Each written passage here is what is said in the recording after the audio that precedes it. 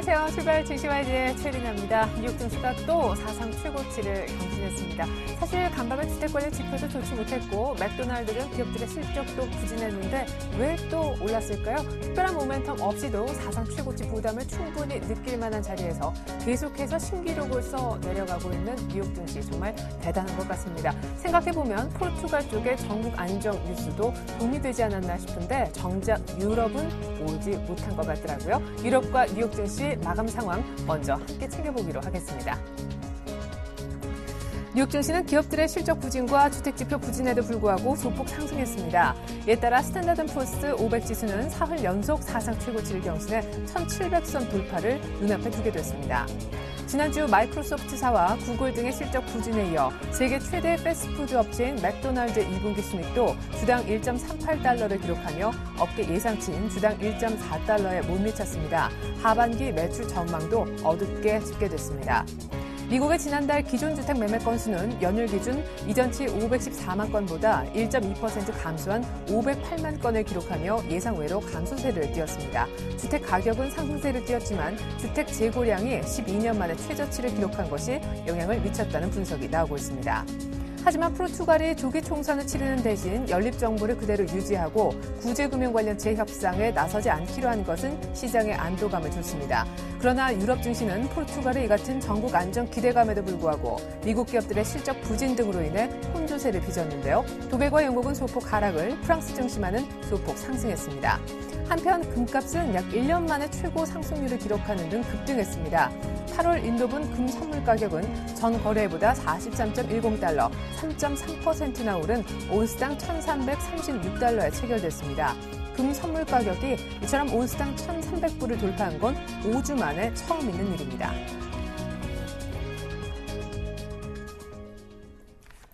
악재를 뛰어넘고 신기록을 세운 뉴욕 증시, 이제 스탠다드앤푸어스 500 기준 1700선 돌파까지는 5포인트도 채 남지 않았는데요. 저희가 개장 전 일부를 통해 준비한 소식부터 보여드리겠습니다.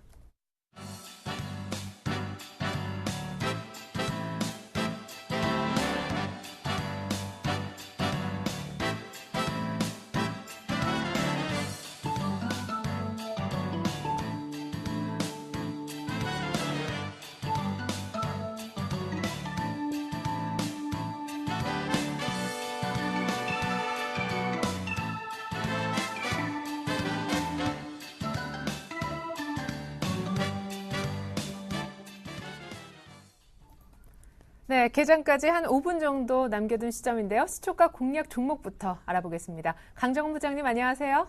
네, 안녕하세요. 네, 전일 시초가 공략주였죠. 상보, 신성장 동력인 탄소 나노필름 주목하시면서 공략주로 설명 들어봤었는데 AS 들어보겠습니다. 네, 오늘 주가는 시초가들이 시초가 부근에서 마감을 했는데요. 탄소 나노 투명 점거 필름 관련 터치펜에 들어가는 ITO 필름을 대체할 수 있는 혁신적인 필름이고, 이 상분기부터 성수기에 진입할 예정으로 있습니다. 그래서 전체적으로 한 주가 수준은 아닙니다만, 이 탄소 나노 튜브 투명 점거 필름에 대한 성장성, 이 부분이 좀 부각될 수 있을 것 같다는 말씀드리겠고요. 글로벌 업체 니토덴코가 PL 20배 이상의 고평가를 받고 있는 부분을 감안했을 때 충분히 제가 예상 목표가 16,500원, 17,000원 사이는 기대해 볼 수 있다라는 말씀을 드리면서 보유 전략으로 제시하도록 하겠습니다. 네, 감사합니다. 상보 AS였고요. 오늘 시초가 공략주 설명 들어보겠습니다. 오늘 시초가에 들어가 볼 만한 종목을 예림당으로 보고 계신다고요? 네, 오늘 예림당을 준비했습니다. 지난 2009년 6월에 비상장법인인 예림당과의 합병 이후에 도서출판업과 그 부대 사업을 주요 사업으로 연행 중에 있고요. 지난해 9월 말까지 국내에서 어린 애들이 있는 가정엔 모두가 있는 책이죠. 국내 4,900만 주 이상 판매된 Y 시리즈가 주요 도서라고 보시면 되겠고요.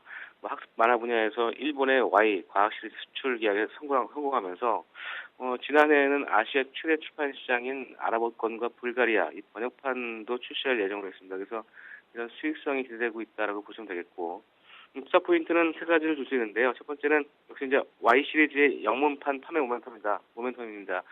최근에 기사가 떴습니다만 주력 제품, 매출 비중 90%를 차지하고 있는 이 Y 시리즈가 이 콘텐츠 확장과 이 판매지 확대가 동시에 진행 중에 있습니다.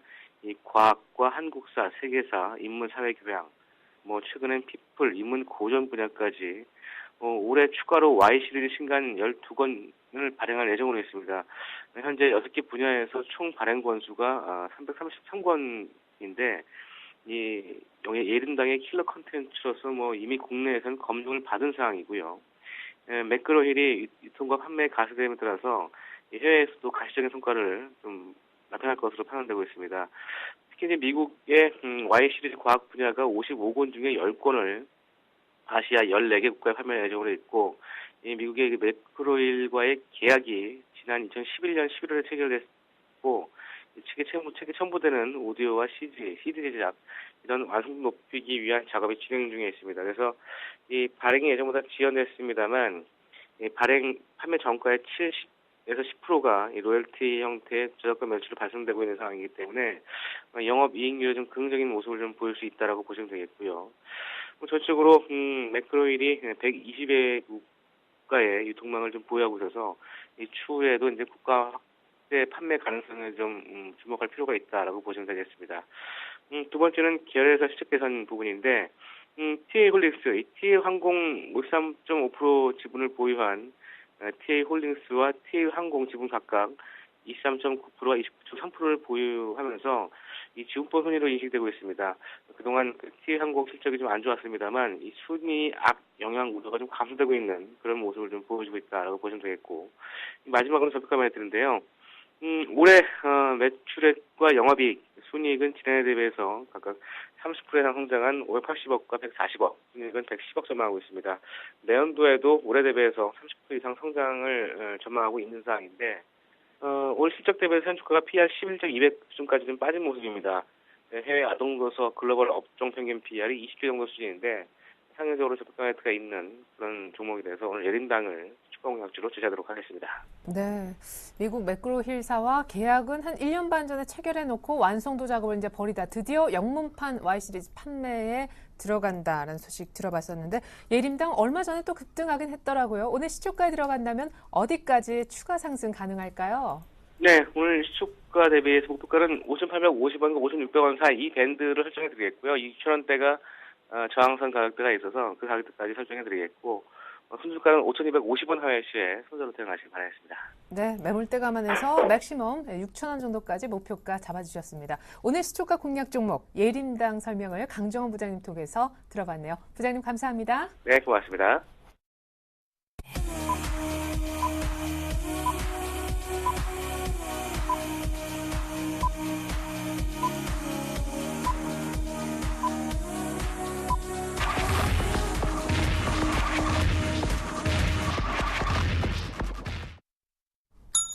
네, 7월 23일 화요일 우리장 개장했습니다. 전일은 중국 대출금리 자율화 그리고 일본의 참의원 선거 결과가 굉장히 상충되는 그런 재료로서 인식이 됐었지만, 결과적으로는 기관의 매수가 큰 힘이 되면서 상승폭은 조금 마음에 들지 않았지만 일단은 사흘 만에 반등한 코스피의 모습이 있었죠. 내일 모레면 국내 우리 한국의 상당히 중요한 2분기 GDP 결과가 나오게 되고요. 사실상 내일부터 국내 기업들의 굵직한 실적들이 사실상 쏟아지게 됩니다. 오늘은 좀 전초전 성격으로 강보합세 혹은 그냥 보합권 관망세가 짙지 않을까 싶은데, 뉴욕도 사상 최고치를 찍었다곤 하지만 그냥 상승폭 자체는 미미했기 때문입니다. 자, 출발 상황 상세하게 분석 한번 들어볼까요? 오늘 함께 해주실 두 분은 뉴스탁에 계시는 유창희 대표님과 골든 이글 투자자문 정태근 팀장님이 되겠습니다. 안녕하세요. 네, 반갑습니다. 네, 자 먼저 유창희 대표님께서 코스피 출발 상황 짚어주시죠. 네, 코스피 출발 상황 그렇게 나쁘진 않습니다. 1890포인트에서 주가가 형성이 돼가지고 10포인트 정도 상승을 했습니다. 그래서 0.51% 정도 상승을 했는데, 일단은 오늘 1900포인트를 다시 한번 확인을 할 수 있을지 여부가 중요한 길목이 아닐까 생각을 하고 있습니다. 일단 어저께도 거의 1900포인트 가까스로 근처까지 갔다가 장 동시호가 때 확 밀어붙여가지고 결국엔 1880포인트 정도에서 마감이 됐었는데, 오늘 여기서 추가적으로 한 0.34% 정도 더 올라서 1900포인트 정도까지 올라갈 수 있는지 여부가 오늘 좀 분수령이 아닐까 생각을 하고 있고요. 일단은 뭐 1900포인트에 대한 의미는 그렇게 크게 두고 싶진 않아요. 다만 최근에 그러니까 작년부터 올 초반까지 1900포인트가 심리적인 지지선이었고 그 자리를 얼마나 빨리 회복하냐에 따라서 우리나라 증시의 방향성도 좀 달라질 수 있기 때문에 1900포인트에 대해서 좀 언급을 하는 것인데, 또 하나가 이제 지난 6월 달에도 1900포인트가 지지가 한 일주일 가까이 지지가 되는 척 하다가 그 다음에 지지를 못하고 나서 급락이 나왔던 길목이기도 했다는 부분들 본다라면은 어쨌든 1800 한 70포인트, 60포인트대에서 거의 한 일주일 반, 조금 길게 논다면 2주 가까이 기간 조정을 주고 지금 상승을 하는 것이기 때문에 오늘 같은 날 조금 확인해 볼 필요가 있지 않을까라는 생각을 좀 하고 있고요. 시가총액 상승을 보신다라면은 삼성전자, 현대차, 포스코, 현대모비스 모두 고르게 상승을 보여주고 있습니다. 일단은 시장 자체가 우리나라뿐이 아니라 특히 이제 해외 증시가 계속 신고가를 연출시키고 있기 때문에 그런 수혜를 조금 입는 것 같은데, 오늘 같은 경우는 약간 중국 관련된 섹터의 종목군들이 좀 센 것 같아요. 포스코라든지 LG화학이라든지 기타 종목을 좀 보신다면 약간 이제 경기 민감주 위주로 좀 반등이 나오는 것 같은데, 이러한 부분들이 조금 어저께 하고 최근 좀 이들 종목군들이 지난주에 좀 기술적 반등이 한번 나오고 나서 좀 쉬어가고 있다가 다시 한번 반등이 나오는 것이기 때문에 이들 종목을 통해서 좀 반등세가 얼마나 좀 강하게 나올 수 있는지 체크하셨으면 좋겠고, 또 금융주 역시 신한지주, KB금융 등이 좀 강세를 띠고 있다는 부분들 보신다라면은 시장이 쉽게 밀리기보다는 조금 더 상승에 대해서 힘을 줄 수 있지 않을까 생각을 하고 있고요. 수급을 보신다면 아침이라서 크게 뭐라고 말씀을 못 드리겠지만, 일단 어저께 금액상으로는 되게 상당히 적지만 어쨌든 이틀 동안의 순매도에서 어쨌든 220억 정도 순매수로 마감됐다는 부분들. 네. 지금도 일단은 70억 정도 매수가 들어오고 있고, 선물 쪽에서도 일단 매수를 보여주려고 하는 움직임을 보여주고 있기 때문에 수급이 오늘도 매수로 좀 전환될 수 있는지 여부를 좀 체크하실 필요가 있지 않을까 생각을 하고 있습니다. 네. 고려아연이 또 30만 원 부분까지 올라오네요. 금값이 약 1년 내 최대 상승폭을 뉴욕 쪽에서 한번 보였었는데 오늘 고려아연 상승세도 괜찮아 보입니다. 자, 일본 니케이의 출발 상황 짚어드리겠습니다. 니케이 어제 참여 선거 이후에 좀 흔들리는 모습 속에 어쨌든 강보합권으로 끝냈었는데 오늘은 0.7% 정도 소폭이지만 다시 내리면서 출발하고 있군요. 잠깐 짚어봤습니다. 자, 이번에는 코스닥의 출발 상황 알아보도록 하겠습니다. 코스닥은 어떻게 출발하고 있는지 일단은 강보합권 정도로 보이네요. 네. 일단 지금 현재로는 코스피보다는 조금 약간 좀 강한 모습을 현재 보여주고 있습니다. 저희 0.3% 강보합권에 마감을 했었는데 오늘도 여전히 0.3% 정도 상승 출발을 현재 하고 있는 모습이 확인이 되고 있고요. 542.76포인트 출발하고 난 이후에 상승폭을 소폭 현재 확대를 시켜 나가고 있습니다.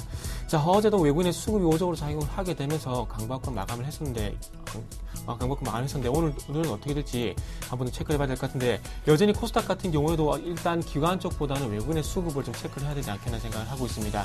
자, 그러면서 수급 한번 연결해서 보게 된다면 지금 현재 코스피장이 외국인이 매수에 나서고 있는데 코스닥 시장도 마찬가지로 현재 매수에 나서고 있습니다. 전일 96억 정도 매수에 나섰는데 오늘도 여전히 26억 정도 현재 매수 출발을 현재 하고 있고요. 그렇다면은 외국인의 매수고는 어느 정도 확대가 되는지 여부에 따라서 시장의 어떤 방향성이 좀 결정이 되지 않겠나 생각을 하고 있습니다. 특히나 어저께 그 외국인 같은 경우에 제약 섹터에서 78% 매수가 유입이 됐었는데 과연 오늘도 제약 섹터를 매수를 할 것인가 아니면은 IT 섹터로 옮겨갈 것인가, 그 부분도 한번 체크사항으로 확인해 보시는 게 좀 좋지 않겠나 생각을 하고 있습니다. 외국인의 매수 출발을 하고 있는 반면에 개인들은 30억 정도 오늘도 매도 출발을 하고 있습니다. 자, 시가총액 상위 종목들 간단하게 한번 좀 살펴보도록 할게요. 현재 전체적으로 이제 상승 출발을 현재 하고 있는데요. 서울 반도체가 0.68%, 셀트리온이 1.58%, SK 브로드밴드가 0.36% 정도 현재 상승 출발을 하고 있고요. 그 외에도 메가스터디가 0.6%, CJ 오쇼핑 0.26%, 태광이 1.6% 정도, 그리고 성강매드가 0.8% 상승 출발을 하고 있고요. 반대로 다음 같은 경우 0.5%, 두성엔지명이 0.6% 정도 현재 하락 출발을 하고 있습니다. 네, 자, 이렇게 해서 코스닥 출발 상황까지 짚어드렸습니다. 일단 어제 장중에 1894포인트까지 갔었던 코스피가 오늘 거의 개장가로서 다시 한번 1800 90을 보여주고 있네요. 자, 이번엔 서울 외환시장 개장 분위기 알아보겠습니다. KB 외환 선물로 가죠. 정경팔 팀장님 안녕하세요. 네, 안녕하세요. 네, 전일 일본 참여연 선거 결과가 나왔는데도 불구하고 엔달러는 100엔대에서 아래쪽으로 빠졌고 중국의 대출금리 자율화 재료가 더 강해서인지 원달러 환율은 하락했었는데 간밤에 미국 주택 지표가 안 좋아서인지 달러화가 약세를 보였더라고요. 오늘 하락 출발이죠? 네, 그렇습니다. 오늘 서울 외환시장은 어제 종가 대비 4만 90전이 하락한 1115원에 개장했는데요. 개장 이후에는 개장가를 저점으로 반등하면서 1116원 50전까지 반등했고요. 이 시간 현재는 1115원 90전에 거래가 되고 있습니다. 달러원이 하락 출발한 것은 글로벌 달러가 전통화 대비 약세를 보였기 때문입니다. 글로벌 달러가 약세를 보인 것은 미 경제 지표가 부진한 면이 작용을 했는데요. 여기에 미 달러화의 상대 통화들 역시 각 지역별 이슈에 따라서 강세 요인이 작용했기 때문입니다. 지난번 발표된 미국의 6월 기존주택 판매의 경우 1.2%의 감소로 나타났는데요. 최근에 발표된 미국의 베이지북에서 주택 경기의 활성화를 언급했음에도 불구하고 6월의 기존주택 판매는 증가세가 둔화되는 정도가 아니라 오히려 하락세로 전환되는 모습을 보였습니다. 이에 따라서 미 연준의 양적 완화의 축소가 지연될 것이라는 기대감이 달러화를 약세로 이끌었습니다. 이러한 기본적인 달러 약세 요인 이외에 엔화는 지난 일요일에 참여연 선거 이후 강세를 보이면서 달러 엔은 오늘 아침 99엔대 초반까지 하락했는데요. 이것은 일본 자민당의 압승을 예상한 시장 참여자들이 미리 엔화를 매도한 상태에서 선거 결과에 따라 엔화의 숏 포지션을 커버한 결과라고 볼 수가 있고요. 외환시장의 전형적인 속성 가운데 하나인 소문의 사고 뉴스에 파는 패턴이 반영된 결과라고 하겠습니다. 유로화의 경우는 포르투갈의 정치적인 안정에 대한 기대감을 반영하면서 달러화에 대해 1.32달러 초반대까지 상승하는 모습 보였고요. 호주 달러의 경우는 금 가격의 상승이 주 영향을 미치면서 강세를 보였습니다.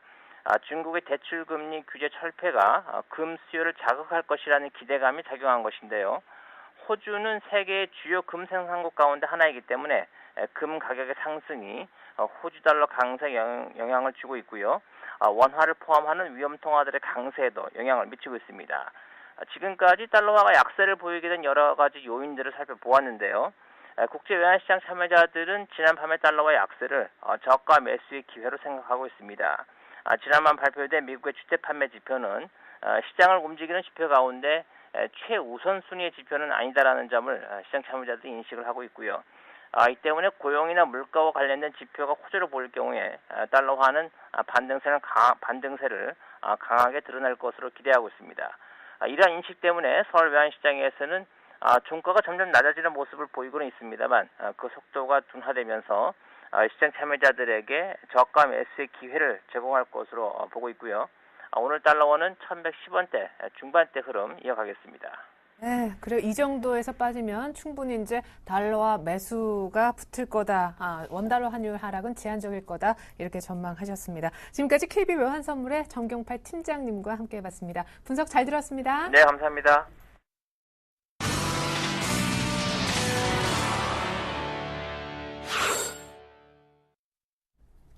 네, 1890선 정도 거래선은 계속 유지가 되고 있습니다. 이 1890의 안착을 상당히 중요하다라고 보시면서 계속 강조해 주셨던 분을 이제 만나보려고 합니다.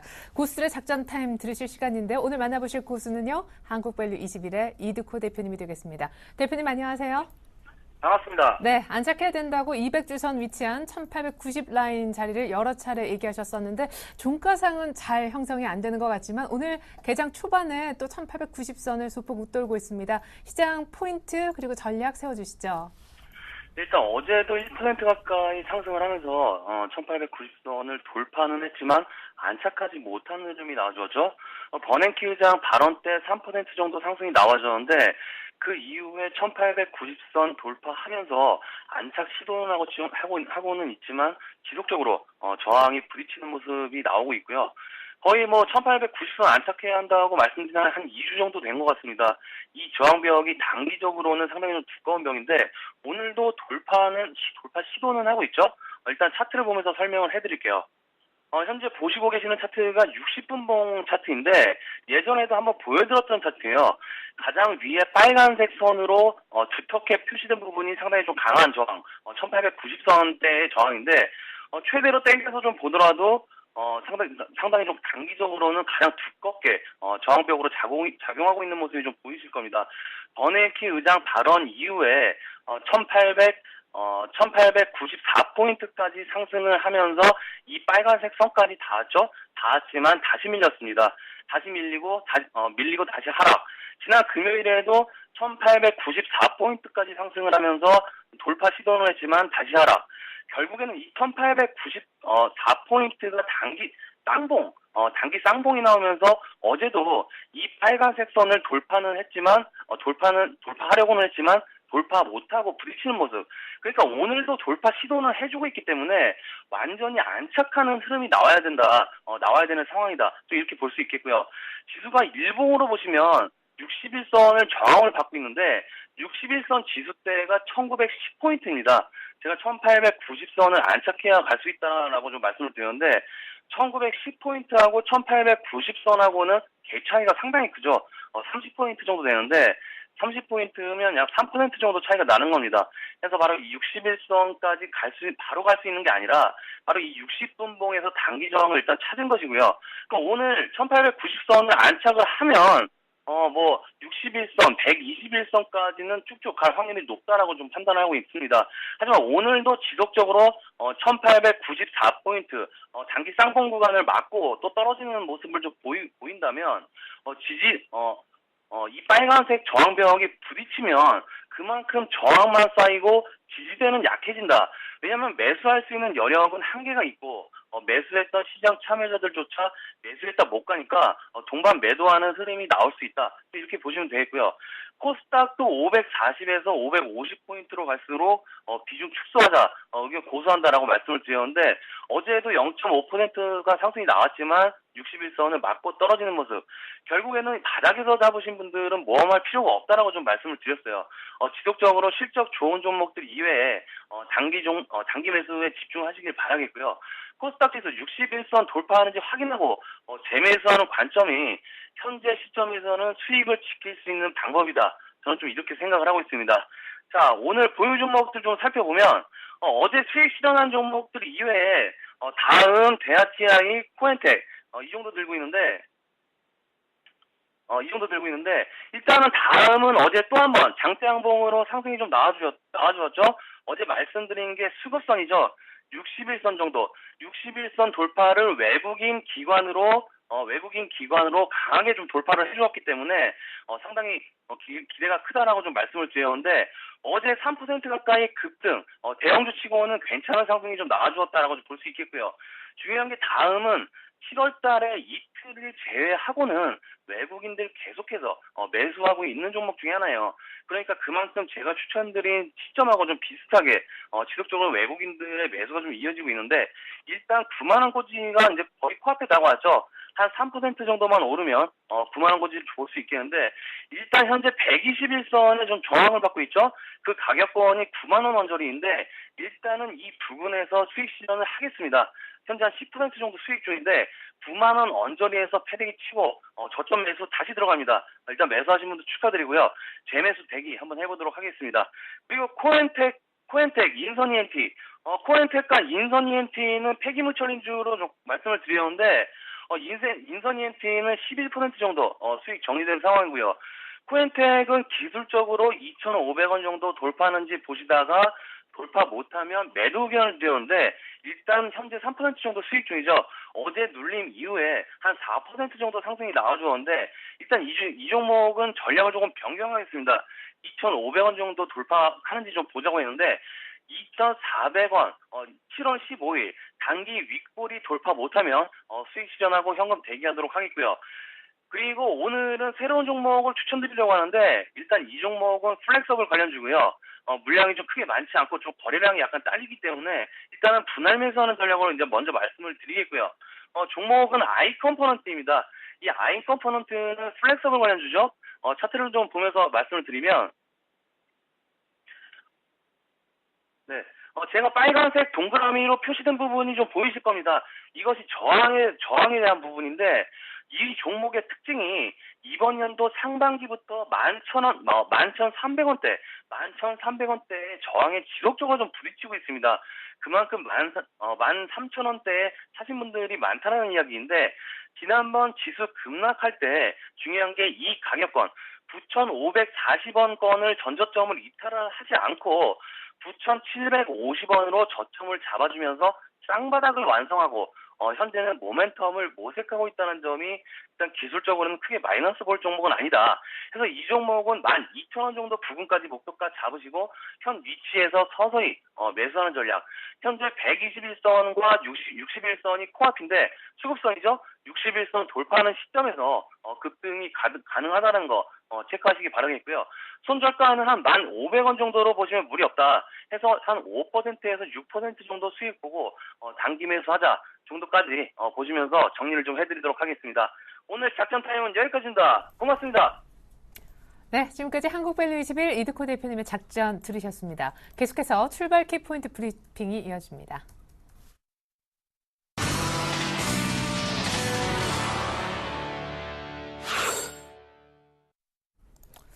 네, 오늘 코스피가 좀 많이 오를 수 있을까요? 1895선까지 조금 전에 막 터치했고요. 외국인이 거래소, 코스닥, 그리고 선물까지 동시에 모두 순매수하고 있습니다. 기관은 좀 조용하고요. 개인도 일단은 좀 눈치 보면서 출발하고 있습니다.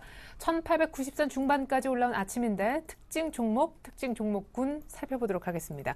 저는 아침부터 STX 엔진이 상한가에 들어갔었는데 다른 STX 그룹주들도 같이 좀 상한가에 빨려 들어가는 그런 모습이 있는 것 같습니다. 그리고 어제 장 마감 후 실적을 발표한 LG화학 등 LG그룹주 일단 분위기부터 살펴주시죠. 네, 일단 뭐 지금 STX 그룹주들이 대거 급등세예요. 뭐 STX 그룹이 지금 오르는 이유는 뭐 이제 뭐 다들 아실 겁니다. STX 그룹이 오르면 채권단에서 어떤 좋은 얘기가 나왔나 보다. 그렇죠. 빠지면 또 채권단에서 또 이상한 얘기가 나왔나 보다. 그러는 건데 뭐 STX 엔진을 통해 가지고 뭐 채권단이 추가적인 자금 집행이 기대가 된다.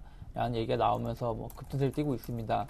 뭐 솔직히 말씀드리면 의미가 없다고 생각을 하고 있어요. 채권단에 의해서 실적이 좋아지는 게 아니라 좀 자금이 좀 원활하게 돌 수 있다는 기대감인 것 뿐이고 뭐 약간 그냥 숨을 좀 쉴 수 있게끔 숨쉬기를 좀 해주는 것 뿐이지 인공호흡을 좀 해주는 것 뿐이지 이것이 어떤 뭐 기업의 펀더멘털을 변화시키기 좀 힘들다는 부분들 뭐 단기적인 매매 뭐 지금 점상한가를 가고 있는 상황에서 내일도 점상한가를 갈 것이냐고 말씀드린다면 그러지 못할 거라 생각이 들어요. 최근에 뭐 올라오는 것도 한계가 있기 때문에 그렇기 때문에 뭐 조금 조심하시는 게 좋지 않을까 생각을 하고 있고요.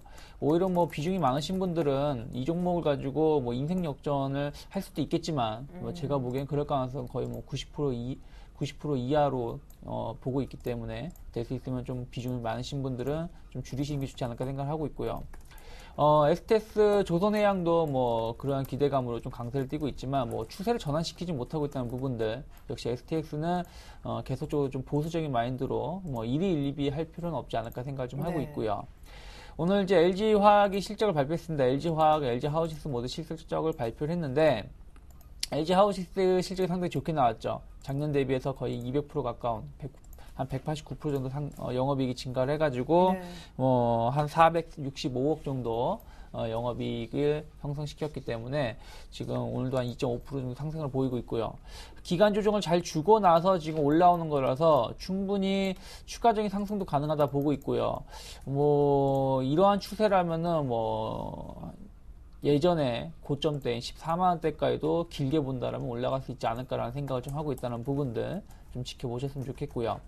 LG화학도 실적은 좋게 나왔어요. 생각했던 것보다 좀 좋게 나오면서 그래도 역시 화학주는 LG화학이 대장이구나라는 것을 다시 한번 확인시켜주는 기회가 됐는데 근데 뭐 3분기까지도 좋아진다 네, 뭐 이런 전망 나와서 그래서 지금 보신다면 뭐 매출이 거의 6조 원 가까운 5조 9천억 정도 매출이 발생을 했고 조금 줄긴 했었습니다만 그렇게 나쁜 편은 아니다 생각을 하고 있고요. 뭐 영업이익이 5천억, 단기순이익이 한 4천억 정도 된다는 부분들 그리고 이제 LG화학에 조금 더 그 무게감을 준 게 2차전지 쪽이죠. 2차전지 쪽은 약간 적자가 났었다가 이번 흑자로 전환됐다는 부분들 어떻게 보면 2차전지 붐이 불고 있기 때문에 그런 부분들도 주가는 긍정적인 영향을 미칠 수 있지 않을까 생각을 하고 있고 네. 서서 이제 그 그러니까 화학색 그 가격의 단가가 떨어짐에도 불구하고 LG화학이 수익을 냈다는 부분들, 업황이 안 좋음에도 불구하고 수익을 냈다는 부분들은 조금 이제 그 시장을 주도할 수 있는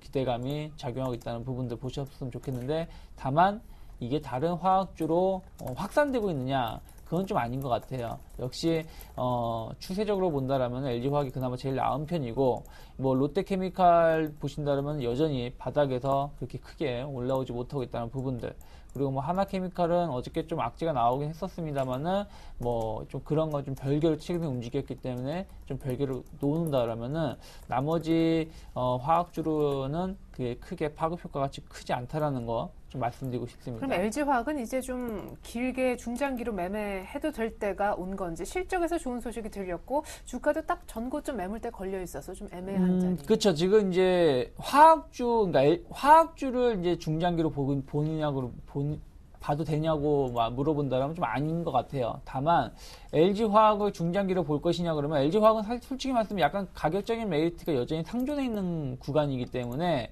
제가 봤을 때는 뭐 중장기까지는 아니더라도 한 3분기 때까지 한 중기로 보신다라면은 좀 가능하지 않을까 생각을 하고 있어요. 다만 증시가 아직은 뭐 우리나라가 1900도 회복을 못한 상황에서 2000선 근처도 못 간 상황에서 뭐 증시 자체를 지금 어떻게 전망하기 힘들기 때문에 증시가 안 좋다라면은 종목도 좀 힘들어질 수 있기 때문에 일단은 제가 보기에는 지금 상황에서 매매를 하신다라면은 일단 27만 원이 안착이 확인이 됐기 때문에 추가적인 매수나 신규 매수 가능하다 생각을 하고 있고요. 네. 다만 시장이 조금 다시 좀 불확실성을 가거나 혹은 이 종목이 27만 원 정도, 26만 한 6, 7천 원 정도가 조금 하향 이탈하게 된다면 그때는 좀 보수적인 마인드로 다시 좀 접근하시는 게 좋지 않을까 생각을 좀 하고 있습니다. 네, 그래요. 일단 이 정도만 잠깐 보고요. 코스닥에 있는 특징 좀 보고 거래소 쪽의 특징 좀 잠시 후에 있으면 더 살펴드리도록 하겠습니다.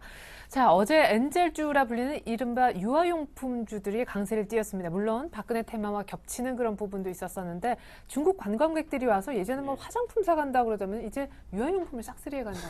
예. 이제 뭐 멜리업이 뭐 분유를 많이 산다는 얘기 때문에 많이 올랐었는데 네. 분유뿐만 아니라 뭐 기저귀도 많이 사나봐요. 예. 악용품도 많이 사는 건데 어쨌든 뭐 좋은 얘기인 것 같아요. 그 실질적으로 뭐 매출이 발생이 될지는 좀 지켜봐야 되겠지만 어쨌든 우리나라 제품들의 어떤 고퀄리티 이런 부분들이 부각이 되고 있다는 게 가장 큰 특징이라 봐야 될 것 같습니다.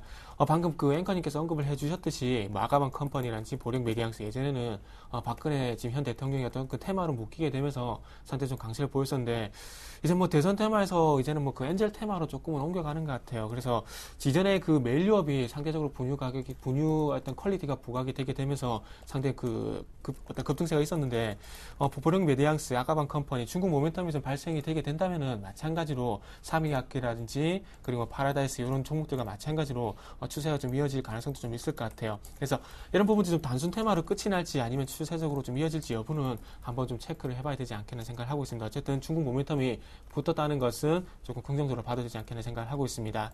자, 미디어플렉스, 최근에 좀 상승세가 좀 꺾이고 있는데요. 어제 그 유창희 대표님께서 말씀해 주셨던 부분인데, 미디어플렉스 같은 게 이전에 영화에 대한 부분들, 은밀하게 위대하게 이런 부분들 때문에 먼저 올라갔었다가 그로 후속타로 미스터코가 좀 흥행을 할 것이다 그런 기대감이 있었는데 이런 부분 좀 연결고리가 좀 끊어진 것 같아요. 그 미스터코 같은 경우에 다른 영화들에 비해서 어떤 평이 좀 떨어지고 있다는 부분들이고요.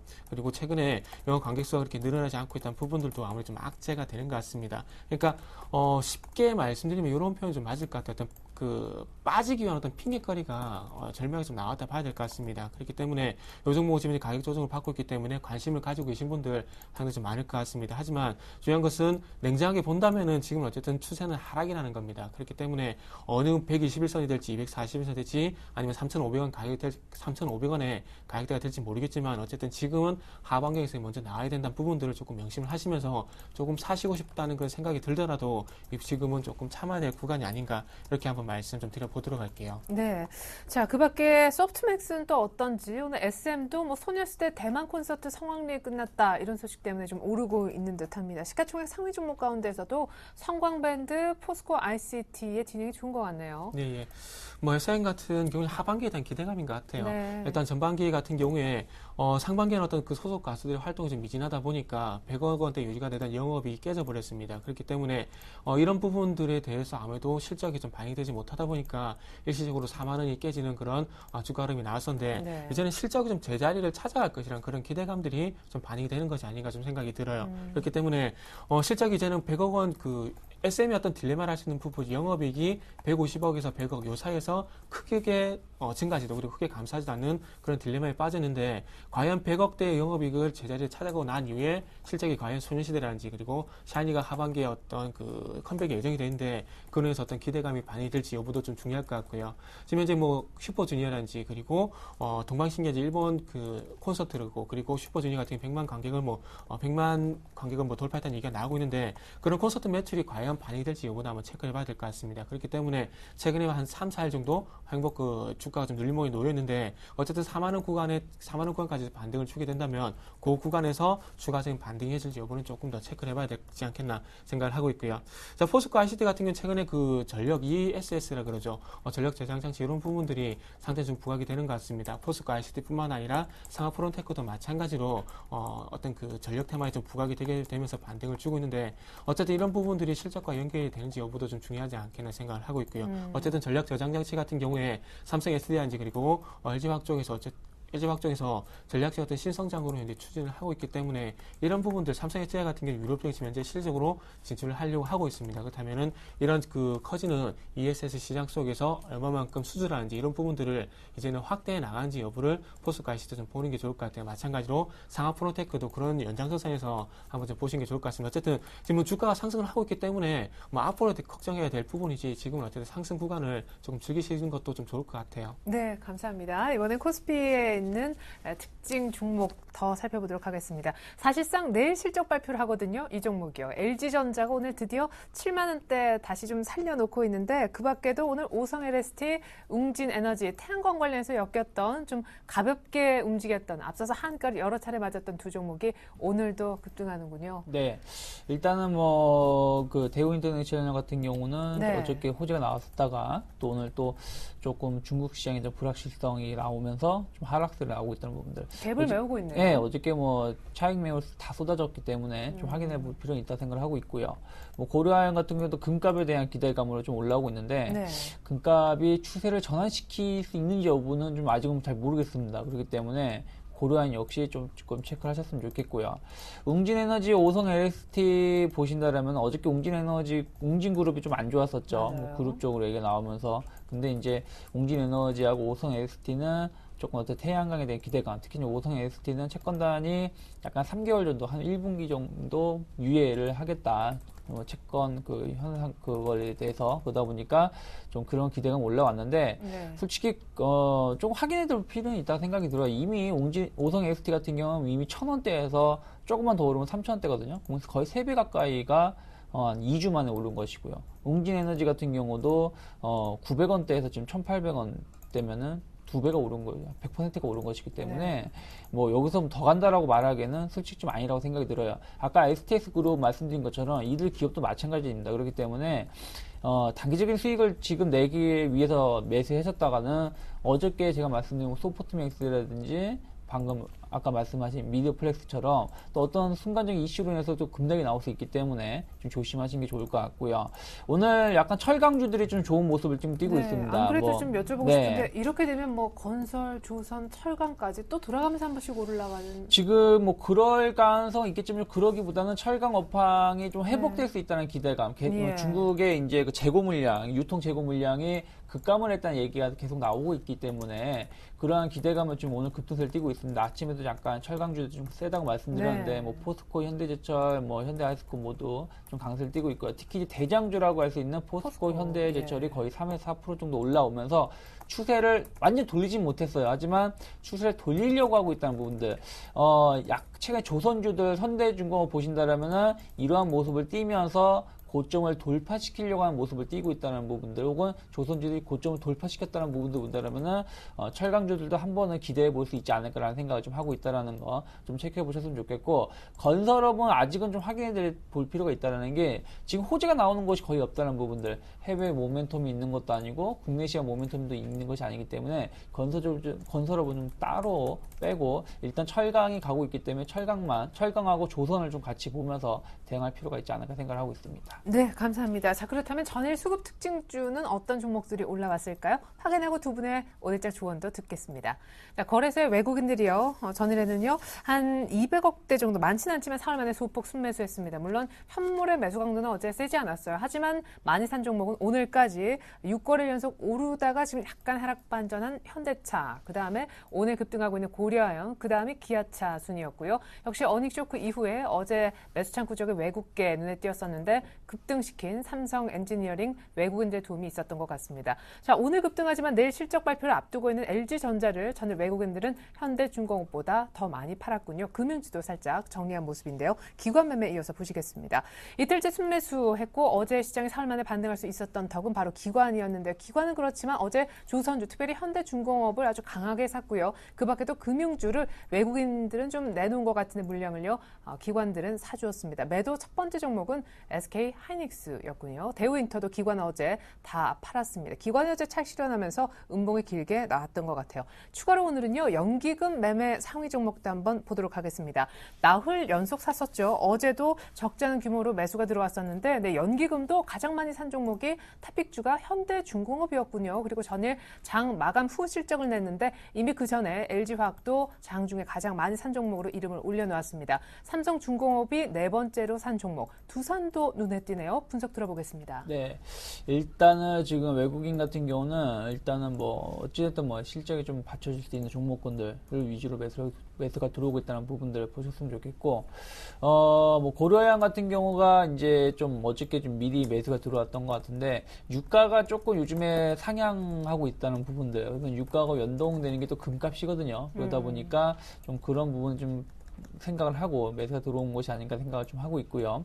역시 일단은 거래소는 아직 특징을 뭐라고 딱 말씀드리기 힘들어요. 그래도 어쨌든 2분기 실적에 대해서 어느 정도 선방할 수 있는 기업을 중심으로 해서 외국인 매수가 들어왔다라는 거.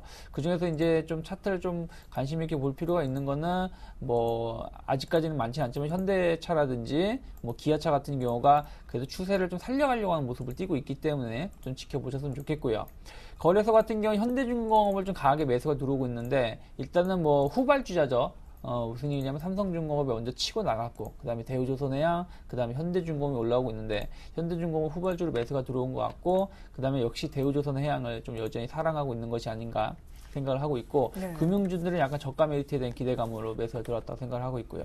연기금도 일단 현대중공업하고 뭐 LG화학, 삼성중공업, 뭐 두산을 매수를 했는데, 연기금은 일단 실적이 되면서 주가가 못 올랐던 종목군들, 약간 가격적인 메리트가 있는 종목을 중심으로 해서 연기금은 중장기적인 관점으로 매수가 들어오고 있는 것이라고 생각이 좀 하고 있고요. 네. 저는 오늘장 한마디 그렇게 말씀드리고 싶어요. 어저께 외국인이 어찌됐든 매수로 전환되면서 뭐 200억 정도 매수로 마감했다는 부분들, 오늘 외국인이 일단 아침인데 불구하고 470억 정도, 480억 가까이 매수가 들어온다는 얘기는 네. 오늘 꽤 크게 들어올 수도 있다는 생각이 들고 있거든요. 네. 지금 무슨 얘기냐면 외국인 수급이 다시금 매수로 전환될 수 있는지 여부를 좀 체크를 하자. 그렇다면은 어저께 프로그램에서 1000억 이상 매수가 들어왔기 때문에 이번 주부터 월말 윈도우 드레싱 효과를 좀 기대할 수 있는 그 시작점이기 때문에 외국인 수급하고 프로그램 동향을 좀 같이 묶어서 시장을 바라볼 필요가 있지 않을까 생각을 하고 있습니다. 네, 다시 한번 강조드리지만 오늘은 철강 섹터가 굉장히 강하게 올라오는 날입니다. 자, 이어서 전일 코스닥 수급 특징주 확인해보고 정태현 팀장님 조언까지 들어보겠습니다. 코스닥의 외국인들이 역시 사흘 만에 순매수해줬었던 날인데요. 가장 많이 판 종목은 파트론과 덕산 하이메탈. 파트론은 계속 물량을 내놓고 있고요. 덕산 하이메탈은 급락했었죠. 매수한 가장 많은 종목은 셀트리온, 그리고 이드코 대표님이 오늘 관심주로 제시했던 다음, 역시 외국인들이 7월 달 들어 2번 빼고 다 샀다라고 하셨었는데 역시 어제도 매수한 것으로 보여집니다. 성광밴드도 매수했군요. 자, 이어서 기관 매매 상위주 보시겠는데요. 기관 매매 상위주 중에 매도 쪽 보시면 두 번째로 역시 매도 강도도 비슷했을까요? 덕산 헤이메탈을 두 번째로 팔았고요. 크루셜텍 역시 8%나 기관이 급락시켰습니다. 매수한 쪽으로 오른편에 이제 보여지는 종목들인데 성광밴드 동시 매수가 들어간 것 같고요. 성광밴드뿐만 아니라 태광도 같이 산 모양이네요. CJ그룹주는 약간 매도 쪽에 포함되어 있습니다. 분석해 주시죠. 예. 일단은 뭐 그 동반 매도가 좀 눈에 띄는데요. 그 덕산 하이메탈 같은 경우에 외국인과 기관이 동반적으로 매도를 하고 있습니다. 여기서 좀 착안하셔야 될 부분이 굳이 파는 종목을 매수를 하려고 하지 마십시오. 그래서 이런 부분 좀 말씀드려 보시고, 그리고 매수 종목 보면 성광밴드가 공동 매수가 들어가고 있는데, 굳이 매수를 하신다면은 동반 매수가 되는 이런 쪽으로 좀 관심을 가졌으면 좋겠습니다. 그래서 이런 매매 상위 섹터를 보시게 되면서 파는 종목들, 사는 종목들 조금 냉정하게 분석을 하셔가지고 파는 종목 쪽으로 좀 리스크 관리를 하시고요. 그리고 사는 종목들 쪽으로는 좀 따라잡으려고 노력을 하시는 게 좀 좋지 않겠나 생각을 하고 있습니다. 오스템 임플란트가 좀 눈에 띄는데요. 최근에 전체적으로 기간적으로 좀 마무리가 되는 흐름이 나오는 것 같아요. 그래서 조금 오스템 임플란트 정도 관심을 가져보자. 이렇게 간단한 코멘트 남겨보고 싶고요. 오늘장 한마디 같은 경우에는 코스닥 섹터 내에서 바이오 제약제가 최근에 뭐 정부 정책 테마도 정책에 대한 얘기가 나오고 있는데 계속해서 반복해서 말씀드리고 있지만 제약 섹터는 조금 관심을 좀 가져보시라고 말씀드리고요. IT 부품주 같은 경우는 반도체 LCD가 하니까 추세가 좀 돌려주기 힘든 것 같아요. 그래서 반도체하고 LCD 쪽 같은 경우에는 좀 추가적인 조정을 대비를 좀 하시긴 좋을 것 같아요. 추세적으로 봤을 때 설비 투자 분명히 있기 때문에 올라갈 겁니다. 단 지금은 아니다. 이렇게만 좀 표현을 좀 빌리도록 할게요. 네, 감사합니다. 지금까지 유스탁의 유창희 대표님 그리고 골든이글 투자자문 정태근 팀장님과 함께해봤습니다. 조언과 분석 감사합니다. 네, 감사합니다.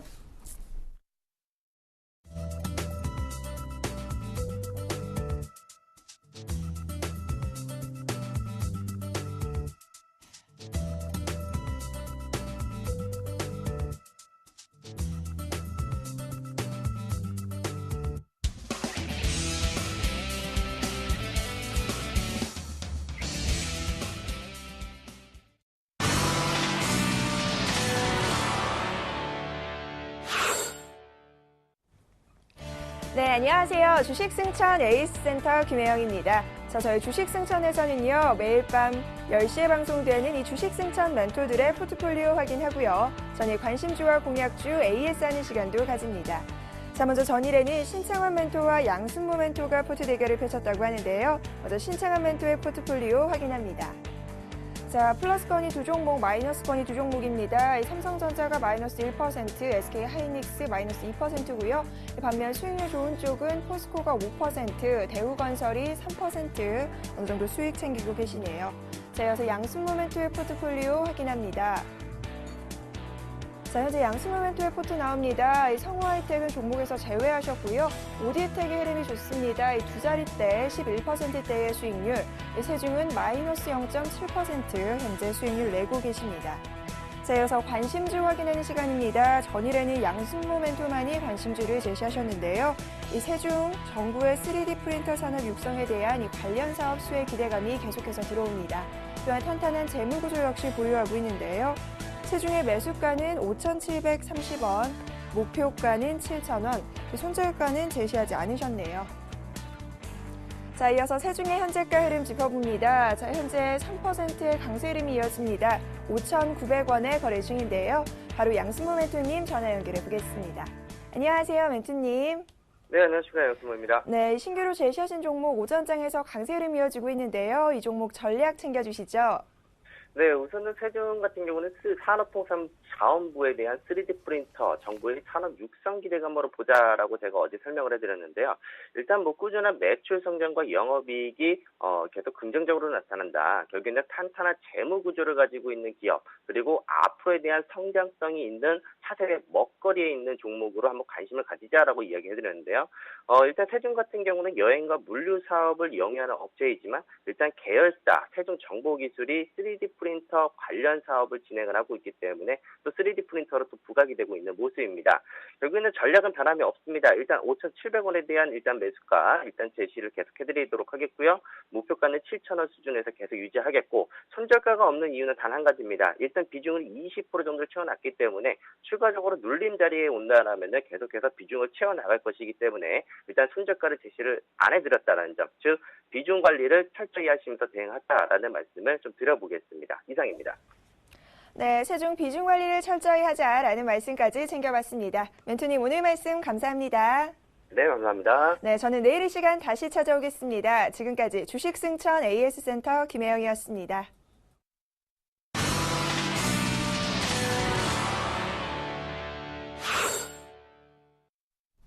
네, 지금 외국인들의 매수가 굉장히 세다는 느낌이 듭니다. 현물에서는 한 500억도 채 안 되는 순매수이지만요. 기관의 매수까지 같이 잡히고 있는데 선물 쪽 매수 규모가 지금 개장한 지 40분여 만에 2,000계약에 육박하고 있습니다. 코스닥도 동반에 사는데요. 거래소는 1,890선 중반, 오늘 1,900을 보여줄 것도 같습니다. 계속해서 글로벌 이슈 속 숨겨진 의미 알아볼 텐데 IM투자증권 김동섭 이사님 만나보겠습니다. 안녕하세요. 네, 안녕하세요. 네, 대출 규제 하한도 풀고 중국에서 약간 좀 남다른 움직임이 최근에 나오고 있는 가운데 리커창 중국 총리가 이전 원자바오 총리가 사활을 걸고 추진했던 부동산 규제 정책에 대해서 대대적인 변화를 모색하고 있다고요? 일단 부동산 규제를 완전하게 풀어주는 것은 아니지만 그 당시 같처럼 정부 규제보다는 약간 유화적인 제스처를 취하고 있는데요. 원자바오 총리 같은 때는 이제 2주택자가 부동산을 취득하는 데 있어서 상당히 제한을 줬고 은행에서 뭐 주택담보대출도 상당히 제한을 하는 상황이었고요. 개발업체가 자금 조달을 하는데도 어려움을 주는 그런 상황이었거든요. 근데 이번에 그 리커창 같은 경우에는 이제 시장 기능을 활성화하기 위해서 2주택자들에 대한 재산세 부과 쪽으로 방향을 틀고 있고요. 또 하나는 증시에 상장된 부동산 개발업체에게 유상증자 신청을 받기 시작했다라는 뉴스가 나오고 있습니다. 이 얘기는 이제 그 주택시장에 공급을 좀 하겠다라는 부분인데 이제 중요한 것은 뭐냐면 서민형 저가 주택하고 노후 지역 개발, 재개발 쪽에 이제 방향을 좀 두고 있죠. 그렇지만 일단 부동산 쪽에 유동성을 공급하는 측면이 되기 때문에 이것은 이제 어떻게 보면 부동산 규제를 풀어주고 단계적으로 규제를 상당히 많이 풀 수 있다라는 시그널을 좀 주는 것으로 판단이 쓰고 있고요. 대출금리를 하한을 철폐한 이후로 바로 부동산에 대한 뉴스가 나온 것으로 봤을 때 중국의 경기부양책의 기대 심리가 점점점 커지는 상황이다라고 봐야 될 것 같고 일시적이나마 경기부양을 시작했다라고 본다면 중국과 관련해서 국내장도 상당한 영향을 좀 받지 않을까 이렇게 판단을 하고 있습니다. 네. 자, 그리고 참여 선거 끝나고 엔달러가 의외로 100엔대에서 아래쪽으로 빠져버려서 그것 또한 관심사였었는데 일본의 아베노믹스가 사실상 국민들로부터 어떤 시험대 위에 올랐다가 국민들이 이제 사실은 좋아했다라는 것이 선거를 통해서 드러난 셈인데 이 때문에 내년에 엔달러 환율은 108엔대까지도 올라갈 수 있다. 우리 이사님 전망하고 비슷한 전망들이 이제 막 나오더라고요. 네. 위쪽으로는 사실 그 정도 열려 있는 건 사실입니다. 근데 지금 상당히 기로에 있고요. 어저께가 1차 기로였는데 어저께는 상승에 실패를 하는 모습을 보였기 때문에 이제는 99.45가 깨지면 92엔대까지는 그냥 밀려나가게 돼 있습니다. 그래서 지금이 이제 다시 재반등을 줄 것이냐 아니면 지난번에 제가 92까지 한번 제시를 했다가 93 정도에서 바닥이다라고 얘기를 했었는데 92를 이탈하는 정도까지 밀릴 수 있는 중요한 구간에 있는데요. 지금 현재 그 아베노믹스를 잘해서 참여연선까지도 성공했는데도 불구하고 엔화가 약세를 가지 못하고 강세 쪽의 흐름을 보이는 것은 참 의외다. 그 얘기는 결국 아베노믹스의 힘은 거의 다 소진했다라고 봐야 될 거고 추가적인 경기부양이나 추가적인 어떤 대책이 나오지 않는다는 결국 아베노믹스는 소멸로 갈 확률이 높다라는 생각을 해봐야 될 것 같고요. 그 지점을 이제 엔달러로 한 99.45 정도가 종가상 밑으로 떨어지는지를 좀 확인하시면 될 것 같고요. 시장이 지금 일본에 굉장히 관심이 많았다가 이제 일본에 관심이 좀 없어질 수 있는 그런 부분이 있습니다. 왜 그러냐면 일본이 아무리 경기를 그 화랑으로 이끌고 싶어도 원자재라든가 원료 수입에 있어서는 문제가 좀 발생할 수 있거든요. 특히 원자력에서 지난번에 한번 일본 대지진에서 한번 초토화가 됐었기 때문에 원료를 수입하는데 돈이 너무 많이 들 수 있다라는 부분이 지금 시장이 일본의 문제로 작용하고 있습니다. 그래서 수입 물가로 인해서 그들이 지금 시장에서 예상했던 건 전혀 반대 방향으로 흐를 수도 있는 그런 상황이라는 걸 생각한다면 일본의 일단 그 아베노믹스는 1차적으로 더 이상 성장은 좀 어렵지 않을까라는 생각을 한번 해보면서 접근해봐야 될 것 같습니다. 네, 이제 국내 이슈 얘기 좀 해보겠습니다. 부동산 거래 활성화 또 거래 어떤 정상화를 위해서 정부 쪽에서 취득세를 지금 인하한다고 하는데 지방 쪽에서는 뭐 세수가 주니까 반발이 만만치 않고 소급 적용 여부도 관건입니다만은 우리 건설주 또 우리 시장에는 좀 도움이 될까요? 건설주는 이제 취득세율이 인하가 되게 되면 일단 거래가 상당히 좀 늘을 수 있다는 생각을 해봐야 될 것 같고요. 건설주한테는 단비가 내렸다라고 봐야 될 것 같습니다. 다만 보유세를 강화한다 그러는데 이것이 이제 그 시장에서 어떻게 받아들일지 모르겠지만 1차적으로는 지금 미분양 물건들이 상당히 소진될 수 있는 기회를 좀 맞이했다라고 봐야 될 것 같고요. 9월에 정기국회 통과 가능성이 지금 제기되고 있기 때문에 아마도 건설주에는 향후 상당한 그 상승 모멘텀으로 작용할 확률이 높다라고 봐야 될 것 같고요. 기술적으로도 건설주들이 바닥권에서 지금 움직이려는 속성을 계속 보였기 때문에 이런 모습 본다 그러면 지금 취득세율 인하가 어떻게 보면 촉매자 가능성을 좀 열어두고 보시는 게 맞지 않을까 이렇게 판단하고 있습니다. 네, 어제는 그래서인지 건설과 또 업황 개선 때문에 조선이 또 오늘은 철강주가 이렇게 우리 이사님께서 바라시는 대로 조금은 많이 눌렸던 경기 민감 대형주들이 올라오면서 코스피가 거의 1,900을 목전에 뒀는데 외국인들 선물 오늘 많이 사네요. 조언 들어보겠습니다. 외국인들 어저께 한 2,500개를 매도해가 주가를 끌어내려고 굉장히 노력을 했죠. 그런데 실패하고 야간에서 매수를 1,000개 정도 해버렸습니다. 그래서 지금 다시 재매수하면서 일단 그들은 손해를 벗어나는 그런 상황이 됐고 이익 쪽으로 가져가기 위해서는 주가를 더 끌어올리는 쪽에 방향을 잡지 않을까라고 판단하고 있고요. 시가총액 상위 종목의 삼성전자의 시가총액을 다른 종목에서 상당히 좀 가져가는 그 흐름이 나타나고 있기 때문에 지난번 미국이 애플의 시가총액을 다른 종목에 받아가면서 신고가 갱신하는 장면을 가져왔거든요. 우리나라도 어쩌면 그러한 장면이 연출될 수도 있지 않을까라는 생각을 하고 있고요. 그러기 위해서는 지금 차화정 같은 종목들이 힘을 내야 되죠.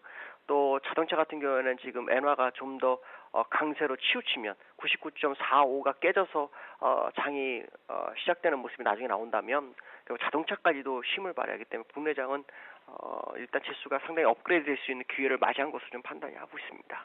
네, 업그레이드라 하면 어디까지를? 지난번에 그 박스권 상당히 2050 정도하고 2010에서 30 사이가 있었거든요. 네. 아마 그건 다 돌파가 될 것으로 예상하고 있습니다. 예, 감사합니다. 지금까지 IM투자증권 김동섭 이사님과 함께했습니다. 조언까지 잘 들었습니다. 네, 감사합니다. 네, 자 코스피는 1,897포인트입니다. 3포인트만 더 올라가면 1,900인데 1,900 되고 나서 다시 인사드렸으면 좋겠네요. 1부는 이 정도에서 마치고요. 잠시 2부로 다시 오겠습니다. 고맙습니다.